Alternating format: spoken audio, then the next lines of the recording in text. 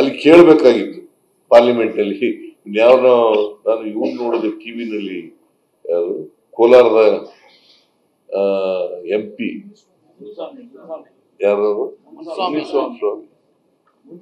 ಯಾವತ್ತಾರು ಒಂದಿನ ಬಾಯಿ ಬಿಟ್ಟಿದಾರ ಕರ್ನಾಟಕ ಆಯ್ತು ಅಂತ?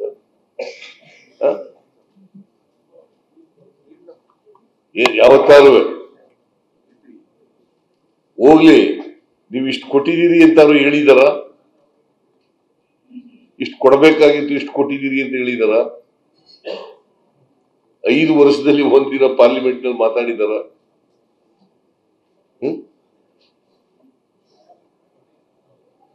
ಈಗ ಹೇಳಿ ನೀವೇ, ಅವರು MP ಆಗ್ಲಿಕ್ಕೆ ಲಾಯಕ ನಾಲಾಯಕ?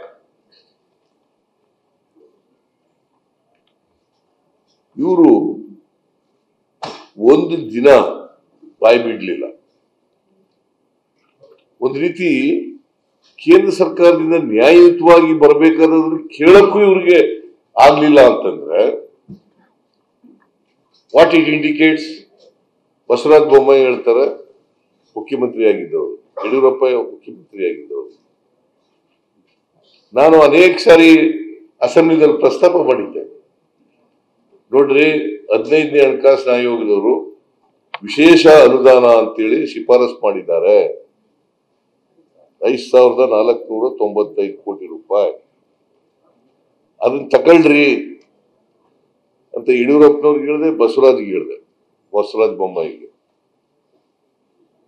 ಅದ್ರ ಜೊತೆಗೆ ಬೆಂಗಳೂರಿನ ಅಭಿವೃದ್ಧಿಗೆ 6,000 ಕೋಟಿ ರೂಪಾಯಿ ಕೊಟ್ಟಿದ್ದಾರೆ.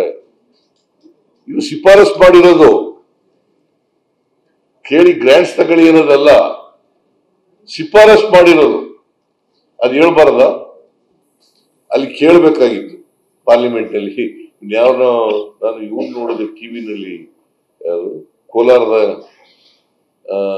MP ಯಾರು ಸ್ವಾಮಿ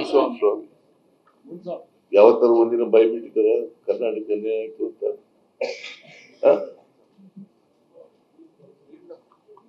ಯಾವತ್ತಾರು ಹೋಗ್ಲಿ, ನೀವು ಇಷ್ಟು ಕೊಟ್ಟಿದ್ದೀರಿ ಅಂತಾರು ಹೇಳಿದಾರ?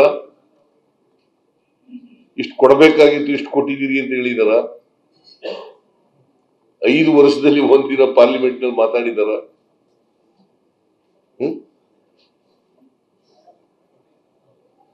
ಈಗ ಹೇಳಿ ನೀವೇ, ಅವರು MP ಆಗ್ಲಿಕ್ಕೆ ಲಾಯಕ ನಾಲಾಯಕ?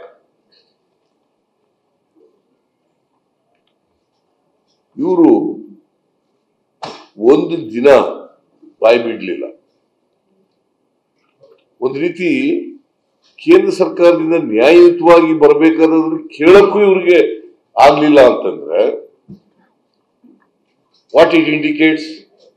ಬಸವರಾಜ ಬೊಮ್ಮಾಯಿ ಹೇಳ್ತಾರೆ ಮುಖ್ಯಮಂತ್ರಿ ಆಗಿದ್ದವರು, ಯಡಿಯೂರಪ್ಪ ಮುಖ್ಯಮಂತ್ರಿ ಆಗಿದ್ದವರು. ನಾನು ಅನೇಕ ಸಾರಿ ಅಸೆಂಬ್ಲಿನಲ್ಲಿ ಪ್ರಸ್ತಾಪ ಮಾಡಿದ್ದೆ.